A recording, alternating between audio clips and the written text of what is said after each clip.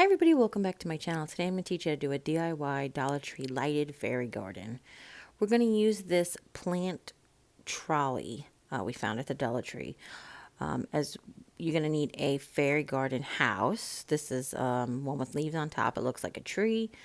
Then some accessories. I chose the gazebo, as well as the bridge, the outhouse, and the little table and chairs. You can pick this little card that has the light and a birdhouse and a bird bath, as well as this little one that has a welcome sign, which I wanted to use. You're going to need this bag of potting soil or some dirt from your yard. You're going to need some moss just for an accent. And we're going to use these twinkle lights. I call them fairy lights, but they're basically, say, copper wired lights from the Dollar Tree. And then you're going to need some containers. These are just upcycled from my recycling bin. This is a sour cream container and an old K-cup, okay? Now, the first thing you want to do whenever we use lights on any of the projects from the Dollar Tree is you want to put the batteries in and give them a test. You want to make sure that they work before you go through all the trouble of putting them on your project. I know that these wired lights have been hard for people to find. I found them hanging with my on a card by the Easter stuff, but I know that sometimes they can be hard to find. But if you can find the ones with the little butterflies on them, you can always pull the butterflies off and just use the lights like that.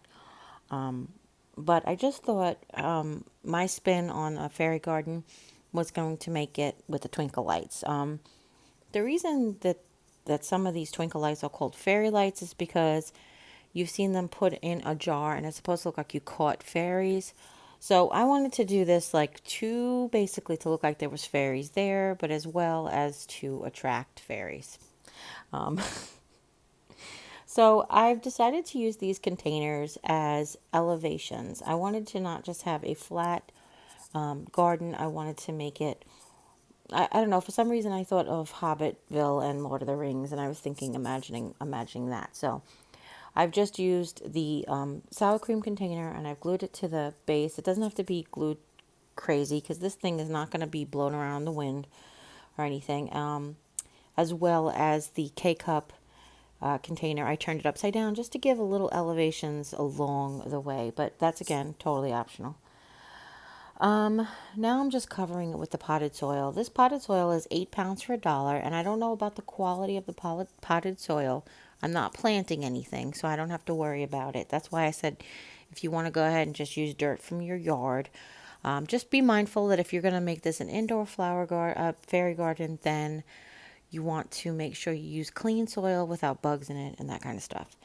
But I'm actually putting this on my porch, and it's a totally covered porch. So I know that these twinkle lights aren't really indoor outdoor, but they won't be exposed to the elements other than cold. So I'm not worried about that. Okay, so I'm basically just starting off by covering everything with dirt and packing it down. And again, not only am I trying to use the containers as dimensions, but I'm also using my hands to create sort of like hills and valleys and in my mind's eye where I want things to be. Okay, and you can see some of the sour cream container poking through, and I realized that that wasn't important because we're going to end up moving the dirt off of that anyway. All right. So, like I said, just go around. And then I noticed with this potting soil, as well as other potting soils, a lot of times there's big chunks. You have to break those big chunks up. Okay, so if you're doing this with your children, just use supervision. Make sure they wash their hands when they're done, so that it's to not get any of that chemicals that might actually go in their mouth. And that's just a side view of how the hills look like. So the first thing this is not a permanent. I knew that putting the house there wasn't going to be permanent. I wanted to just put it there to give myself a better eye visually of how I wanted to lay out my lights. So I knew that I wanted the lights to be, the switches behind the house, because I wanted the house to be in the background, up high on the hill in the background. So I glued the part of the battery pack that didn't have the screw on it to the container, so I could take the batteries out and change them if I needed to. But it's also just hot glue, so I don't know how well it will hold forever anyway. But if you're looking for a permanent solution, you might want to try something more permanent like super glue or E6000. And then I started behind the house and I wanted to take the wire and I wanted to illuminate the things along the way. So like I said, this is twofold. I was thinking it would be cute if some of the things were lit up like the fairies were there, and then it would be cute like some of them were actually path lights. The wire is very manipulative, but it takes a lot of doing, if you know what I'm saying. So I thought I would just be able to like put it where I wanted it and the wire would hold its shape, but the wire kept wanting to spring back. So you kind of had to manipulate the wire a little bit, kind of massage it into place. And then I was just burying the wire along the way in dirt. I'm sorry it got a little dark here. The auto exposure picked up on the little tiny fairy light and made everything else dark. But what I'm doing really is I'm just showing you how I've gone along the way, and I've lit different things. So I really wanted to put a light inside this gazebo, and I thought I was just gonna have to like wire around the door opening, but I did notice one of the front windows had the it's plastic really. It's sort of like a resin kind. The resin was popped out of two of the pieces of glass, quote unquote glass. So I thought that that resin must be really thin. So what I did was around the back of the gazebo, I took a Phillips head screwdriver and I kind of bored a hole through one of the windows. And I was able to get a folded piece of this twinkle light inside the gazebo. I was so excited that I was able to light up this gazebo. You guys have no idea. It was really like the thrill of the entire project. So all I did was I took a Phillips head screwdriver, and I used it like a drill. I just went gently back and forth. I didn't want to push because I didn't want to break the window frame out. So I just went gently with gentle pressure, and I just worked on it until I made a hole. And I made the hole big enough to fit, like I said, I folded the wire against the light and I shoved it in the back to light up the inside of the gazebo. It was just so, like, I was enamored right there. It was done.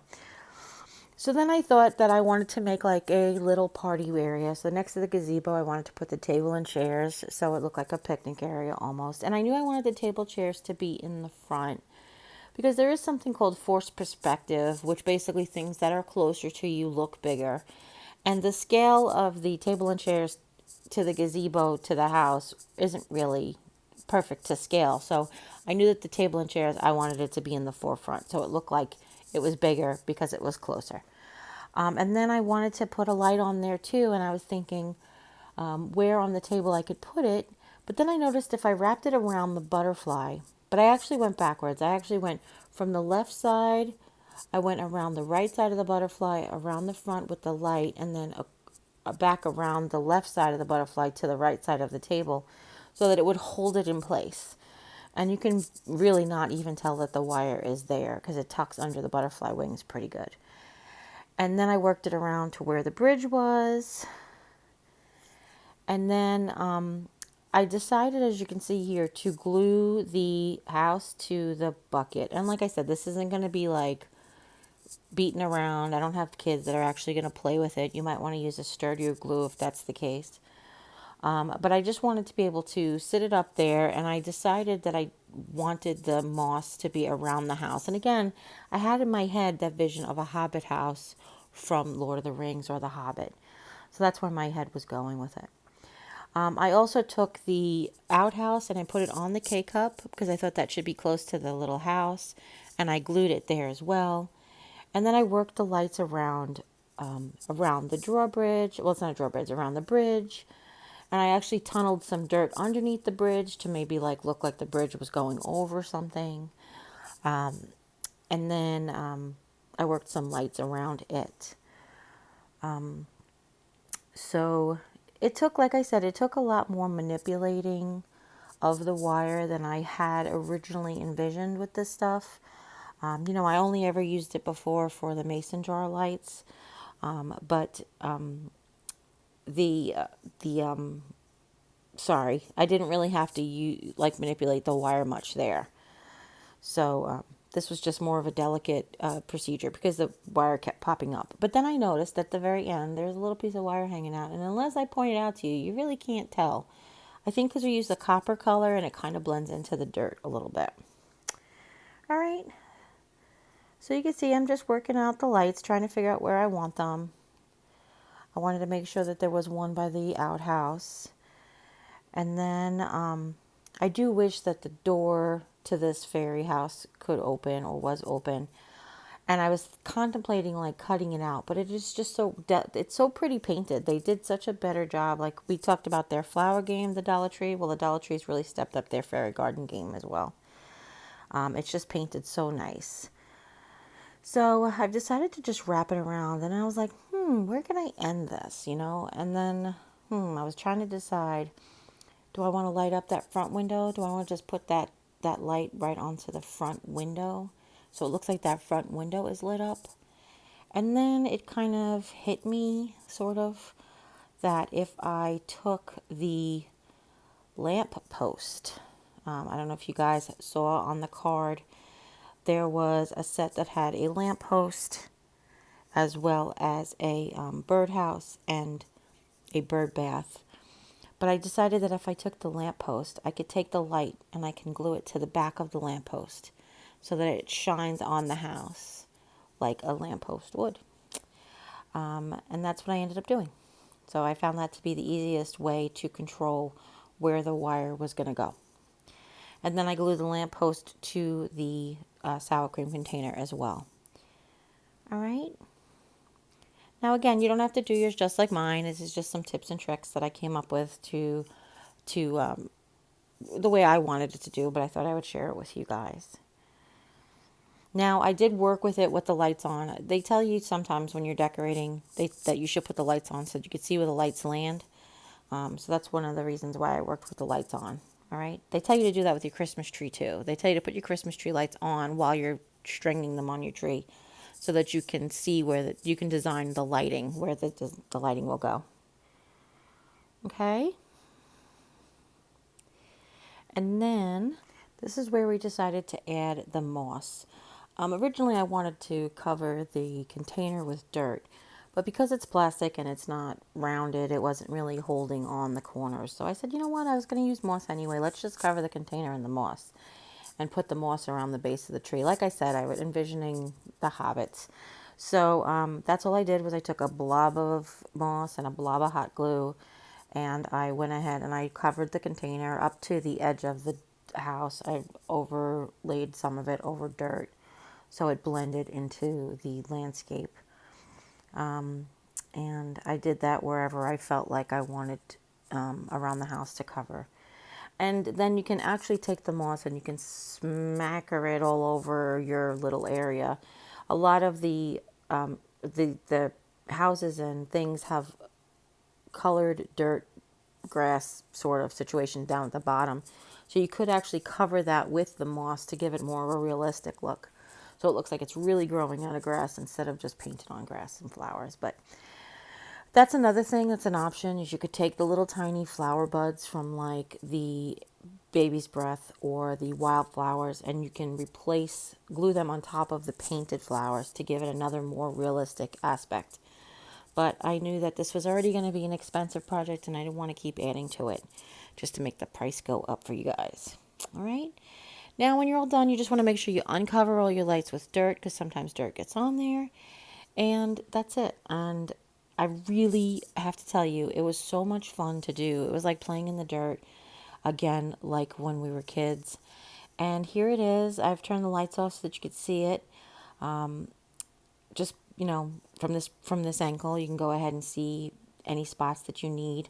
I put the bird bath and the birdhouse and the wheelbarrow on there, but I left out the watering can. Again, we talked about the perspective. The watering can to me just looked way too big to fit. So you just put them where you want. I thought it would be cute if the welcome sign was by the front door. So there's the lamppost on one side and the welcome sign on the other. The bird bath is by the outhouse because, that's where birds got to go too, right? And the birdhouse was by the gazebo. But again, that's a matter of your taste. There are also little gnomes and little fairy statues as well that you could use to embellish your fairy garden however you like. And you can also cover this pot if you don't like the way that it looks. But I really wanted it to really basically show off. So you can see the how the gazebo's lit up in there and through the windows, and then lights along the way. You got a little night light for your potty. And you can see how the lamppost is reflecting on the back of the house on the window. So I thought that was real neat.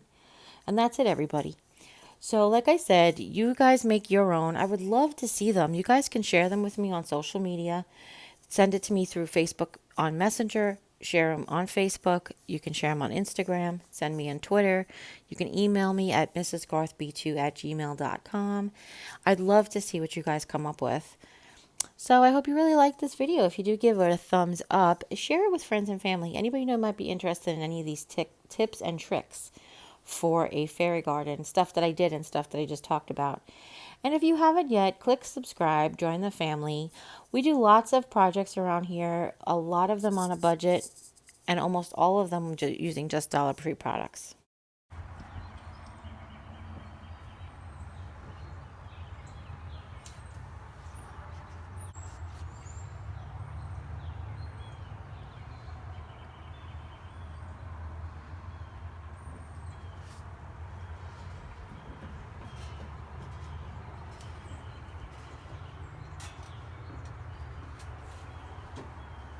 Sorry, I couldn't talk over the birds. I paid them a lot to be the background music. So, as always, you guys take care. God bless. We'll see you next time. Bye. Bye.